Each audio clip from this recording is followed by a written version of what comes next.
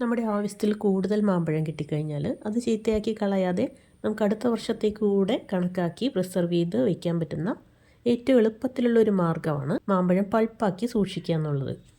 ഈ കാണുന്നത് ഞാൻ കഴിഞ്ഞ വർഷം തയ്യാറാക്കി സൂക്ഷിച്ച മാമ്പഴ പൾപ്പാണ്. ഈ പൾപ്പ് 1-2 സ്പൂൺ വെള്ളത്തിലോ പാലിലോ ഒക്കെ ചേർത്തിട്ട് നമ്മുടെ ഇഷ്ടത്തിന് ഷെയ്ക്കോ ജ്യൂസോ ഒക്കെ തയ്യാറാക്കി കഴിക്കാം. 2 വലിയ മാമ്പഴമാണ് ഞാൻ ഇതിനു വേണ്ടി എടുത്തിരിക്കുന്നത്. ഇനി ഈ തൊലിയെല്ലാം കളഞ്ഞിട്ട് കഷ്ണങ്ങളാക്കി മിക്സിയുടെ ജാറിലിട്ട് കൊടുക്കുക. ഒട്ടും തന്നെ വെള്ളമൊന്നും ചേർക്കരുത്. ഇനി ഇത് നന്നായിട്ട് അരച്ചെടുക്കാം. കട്ടയൊന്നും ഇല്ലാതെ ഒട്ടും തന്നെ തരിയില്ലാത്ത രീതിയിൽ അരച്ചെടുക്കണം. കഴിയുന്നത് തയ്യാറാക്കാനായിട്ട് ഒരു നോൺ സ്റ്റിക്ക് പാത്രം എടുക്കുക. അതിലെ വെള്ളം ഉണ്ടെങ്കിൽ അതൊക്കെ ഒന്ന് തുടച്ച് മാറ്റിയതിന് ശേഷം ഒരരിപ്പ കൂടെ വെച്ചിട്ട് അത് ഒഴിച്ചു കൊടുത്ത് ആ മാമ്പഴത്തിൽ നാരുണ്ടെങ്കിൽ അതെല്ലാം ഒന്ന് അരിച്ചു മാറ്റണം. മാമ്പഴത്തിൽ നാരുണ്ടെങ്കിൽ നമ്മൾ ഈ പൾപ്പ് ഉപയോഗിക്കുമ്പോൾ നാര് കാണും. അപ്പോൾ നമുക്കത് ഒഴിവാക്കാനാണ് ഈ അരിച്ചെടുക്കുന്നത്. ഇനി സ്റ്റൗ ഓൺ ചെയ്യാം. ഒരു മീഡിയം ഫ്ലെയിമിൽ ഇട്ടാൽ മതി ആദ്യം. ഇത് തുടർച്ചയായിട്ടൊന്ന് ഇളക്കി കൊടുക്കുക. ഈ മാമ്പഴത്തിലെ ഈ ഒരു വെള്ളത്തിൻ്റെ അംശം കുറേ ഒന്ന് വറ്റി കിട്ടണം. അപ്പോൾ നമ്മൾ എടുക്കുന്ന മാമ്പഴത്തിനനുസരിച്ച് സമയം കുറച്ച് വ്യത്യാസം ഉണ്ടാവും.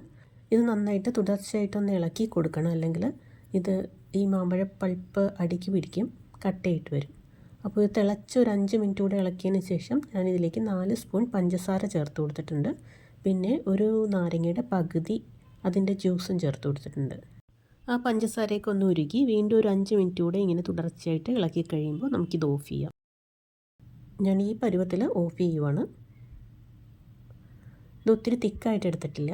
ഇതൊരു 3 മാസം കൊണ്ട് ഉപയോഗിച്ച് തീർക്കാൻ വേണ്ടിയിട്ടാണ് ഞാൻ ഇങ്ങനെ തയ്യാറാക്കുന്നത്. തണുത്തതിന് ശേഷം ഒരു ഗ്ലാസ് ബോട്ടിലിലേക്ക് മാറ്റി ഇനി ഫ്രീസറിൽ സൂക്ഷിക്കാം. ഇത് വീണ്ടും തയ്യാറാക്കിയെടുത്ത മറ്റൊരു മാമ്പഴ പൾപ്പാണ്. ഇത് കുറച്ചുകൂടെ തിക്കായിട്ട് വരട്ടിയെടുത്തിട്ടുണ്ട്. അപ്പോൾ നമ്മുടെ ആവശ്യത്തിനും താല്പര്യത്തിനും അനുസരിച്ച് ഈ പൾപ്പ് എത്രത്തോളം വറ്റിച്ചെടുക്കണോ അതിനനുസരിച്ച് വറ്റിച്ചെടുക്കാം.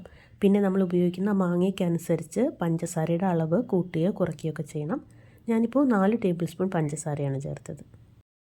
ഇനി ഇതൊരു ഗ്ലാസ് ബോട്ടിലിലേക്ക് മാറ്റി ഫ്രീസറിൽ സൂക്ഷിച്ച് നമ്മുടെ ആവശ്യത്തിനനുസരിച്ച് ഷെയ്ക്കോ ജ്യൂസോ അങ്ങനെ എന്ത് വേണമെങ്കിലും തയ്യാറാക്കാം. ഏറ്റവും ടേസ്റ്റ് ഇതിങ്ങനെ തണുത്ത ആ ഒരു മാംഗോ പൾപ്പ് ചുമ്മാ സ്പൂണിൽ കോരി കഴിക്കുന്നതാണ്.